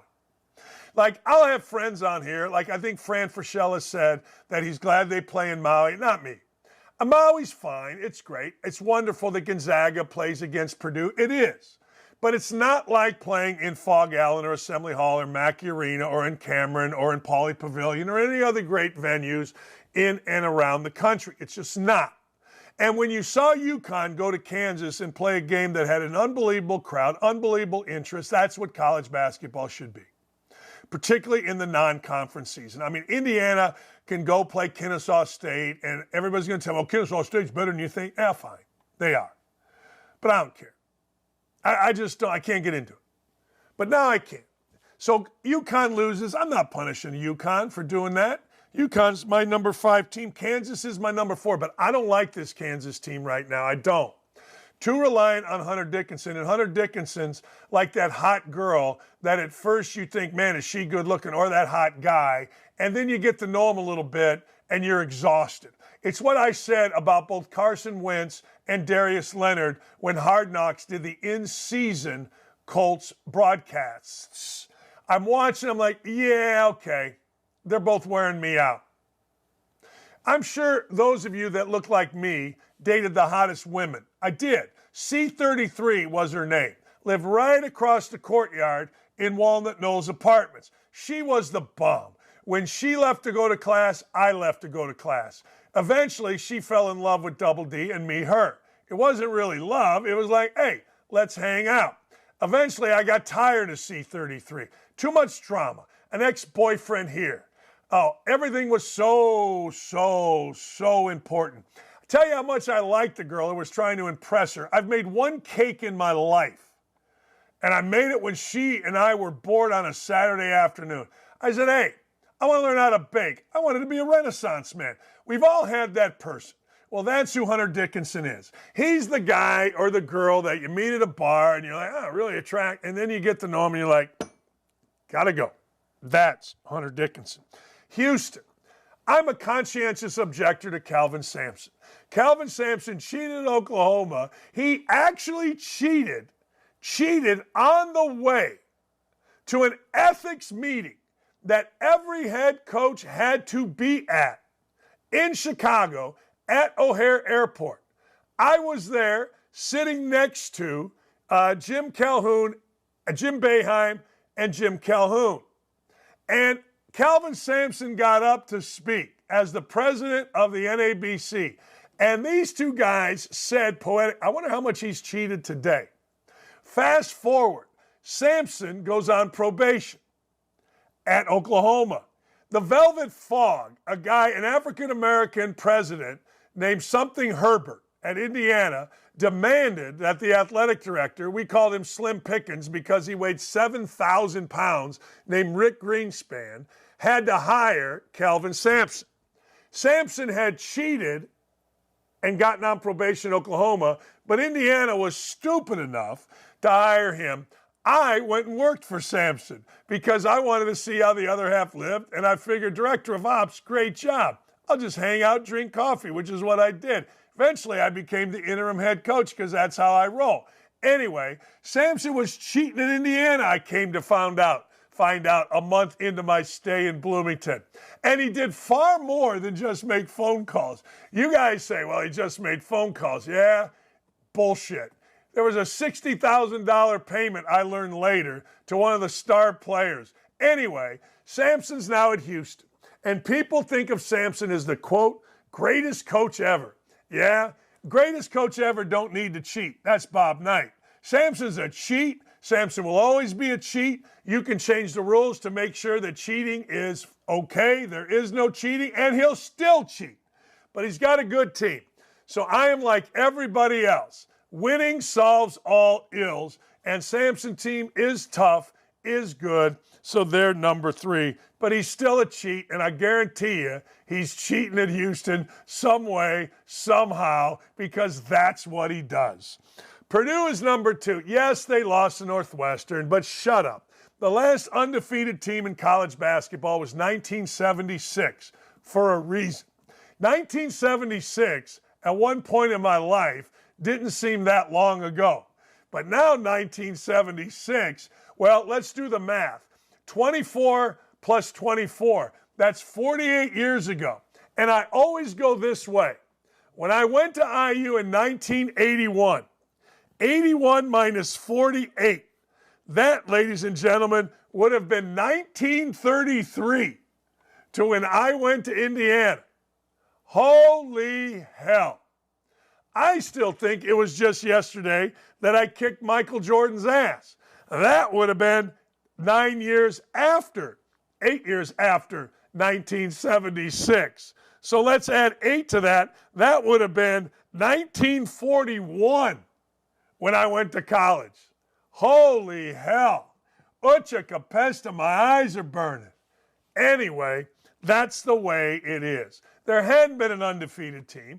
Purdue got beat. A kid named Boo Booey lost his mind. A kid named Barnheiser, who I knew his dad is a crazy, really good coach, Mark Barnheiser, and a good player, played at Purdue. Anyway, his son from Indiana is doing pretty good things at Northwestern. All right, Northwestern won. It was a rush to court moment. I texted with Doug Collins, the legendary Olympian / #1 pick / NBA coach / all-around great guy. Congratulated on his son, Chris. Big win against #1 Purdue. Second year in a row, they beat #1 Purdue. But I don't care. Purdue's still the second best team in the country. They might be first, but I do think the #1 team, Arizona, is damn good. I mean, damn good. Don't mistake the fact that they're in Arizona and you don't see them much for how good this team is. Yes, I know this team went into Cameron, and it wasn't just that they beat Duke, it's how they beat Duke. They were more physical. They were tougher. They were more athletic. They shot it, but they were just better, period. That's good enough for me in the non-conference season, and I applaud Duke, and I applaud Arizona for playing that game. That's a good game. I'm assuming they go back to the McHale Center next year and play another good game. Yay, rah, go, fight, win. All right, college football is still talking about the snub of Florida State. I said, hey, look, as my mother used to say, that's the way the cookie crumbles. Well, that's the way, Florida State, the cookie crumbled. You got job, maybe. I don't think you did, because I think you stunk against Louisville. I know you beat back in the day LSU, but you don't have your quarterback. Hey, I'll be one of those. If you had your quarterback, you got to be in. You didn't have your quarterback. You're out. And I'm glad, because Alabama, Michigan is the game of the year. Period. I'd much rather watch every year around Thanksgiving Alabama play Ohio State or Alabama play Michigan than Michigan play Ohio State. That game to me, not Urban Meyer, not Ryan Day, not Harbaugh, not Ohio State fan, not Kevin Custer, my dear friend, that game is the game, but not to me. I've always found it boring. I remember being a kid watching that going, this is boring. I never really watched the game because usually on that day I had a noon Big Ten game or I was playing or coaching a game. I watch it, it's good, but Alabama, Michigan, who you crapping, baby? This is good. Well, of course Donald Trump has to chime in. Donald Trump, he of Truth Social, chimed in with this little nugget. Florida State was treated very badly by the, quote, committee. They became the first team, Power 5 team, to be left out of the college football playoffs. Really bad lobbering effort. Let's blame DeSanctimonious. See, here's the deal. You want to like Trump. You do. You want to like Trump. You want to say, hey, you did a great job bringing gas prices, bringing the economy. You did a great job with the border. Your policy's fantastic. But then you do that. Then somehow, some way, you try to weenie in a political statement. Why? Why ruin what it is that's good? I do the same thing, so I understand. I'm literally the smartest college basketball guy ever. I'm not going to lie to you. I am. I mean, I can be humble about it, but the more I'm out and the more I watch and the more I listen, it is. But you know what? There's a lot of drama with me. There's a lot of Twitter drama. There's a lot of Indy Star drama. So you know what? I don't really want to go back traveling, and there's too much drama. I get it. I'm Trumpian. Maybe I'm the Donald Trump of sports. Maybe Jordan Cornette was right. I'll wear it. We just have to do stupid things, which negates the smart things that we do. He's a little older than me, but I'm old enough to know better. But you know what, Gritty? As Popeye used to say, I yams who I yams. Listen to this. Joe Biden, Scranton, Pennsylvania. He roars against the travesty that is Bidenomics. Scrantonians find Biden economics ridiculous, according to an article in Fox News. Now, look, Joe Biden is 7,627 years old in reality. His brain is 95,000 years old. So, he was in Scranton 6,010 years ago. He's a product of Delaware, wherever the hell that is, and he is an absolute joke. Scranton, Pennsylvania, like most towns, has been hit and has been hit hard.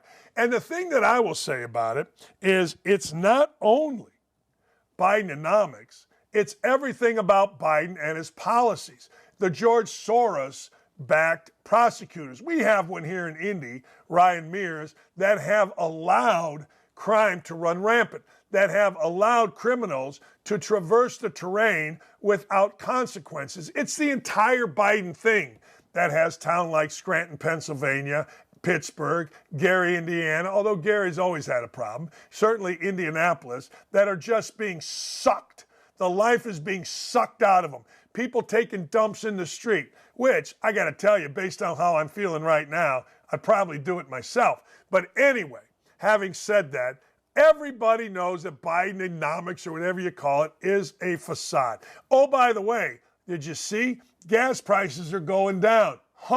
Did you also see? Nobody, it just came out, has ever had lower approval rates than Joe Biden. Oh, guess what? We're in an election year. Odd that gas prices would suddenly come down. These people hate the American public. They want money for themselves. They'll do anything to maintain power. And you fell for it last time. Don't do it again. We love Michael Collins. We do. Not the guy, the fat-ass, bearded guy that thinks he's funny as a caddy on ESPN. Not that guy. We love Michael Collins, the Republican congressman from Georgia. Michael Collins took to X. I call it Twitter, but I guess it's X. Michael Collins can you get that thing off so I can read this? Whatever you got on here, fellas, I can't read it. You got some highlighted. To show his support for the Georgia Bulldog. Yeah, thank you. By trolling, I know where we're at on the script. I don't need you guys putting it on there. I can read, but when you put a shade on there, these old eyes don't work. You're crushing my soul. That's Michael Collins. He's showing support for his Georgia Bulldogs by going half blackface, half red face. I like it. I like it. I like the fake face. I like the fact that he is trolling Deadspin. So is Karen Phillips, who, by the way, has made his tweets protected, has America's little bitch / racist Karen J. Phillips, because, you know, that's what the community demands. Has Karen J. Phillips actually written an article about this racist guy with great hair, but a racist? Shut up, everybody, and good for you. I hope everybody wears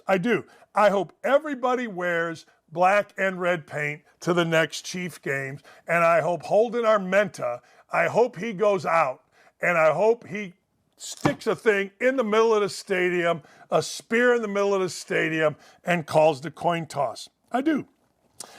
Willie Fritz. Willie Fritz was one of my favorite coaches. Willie Fritz has done great things at Tulane, but Willie Fritz a year ago, he was asked about leaving. Here's what Willie Fritz said a year ago. I'm hoping we're going to get it done here pretty quickly. And, you know, my wife and I made the decision, we really made it a couple years ago, that we're going to finish out our career here at Tulane. I'd love to be able to be here through 2030. That'd be fun. So you want to retire here, right? Yeah. This is, you know, we just, you know, where I'm at right now, and with the success we had this past season, we feel like we can have a good run here, and we just really enjoy it, enjoy the people we work with. Willie Fritz left and went to Houston. I mean, I don't blame him either way. Look, I don't blame. They ask you, what are you going to say? Like, no, I'm really looking for another job. I mean, we want people to say things, but we would like for them to be totally honest, but I get it. Look, Willie Fritz, money talks, BS walks, but also, you know what? Houston's going to the Big 12. You got a chance to play in the big leagues. You got a chance to win a national championship. I mean, it may be far-fetched, but I don't think it's too far-fetched. You no longer have to be one of the others, best in the outside Power 5 in the AAC. You get a chance to ride.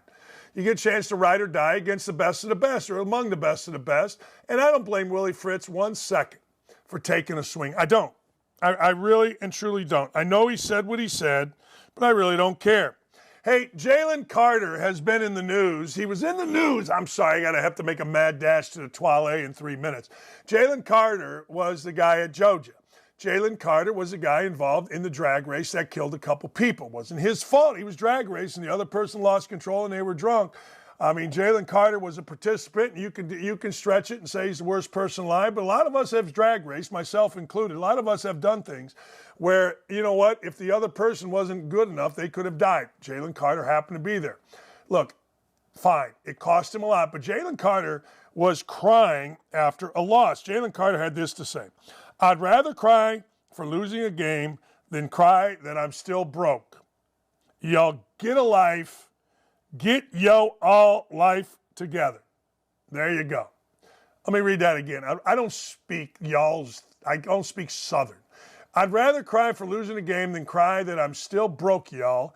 Get y'all life together. You know one thing, and I'm guilty of this too, one thing that athletes should not do is tweet words from their mouth.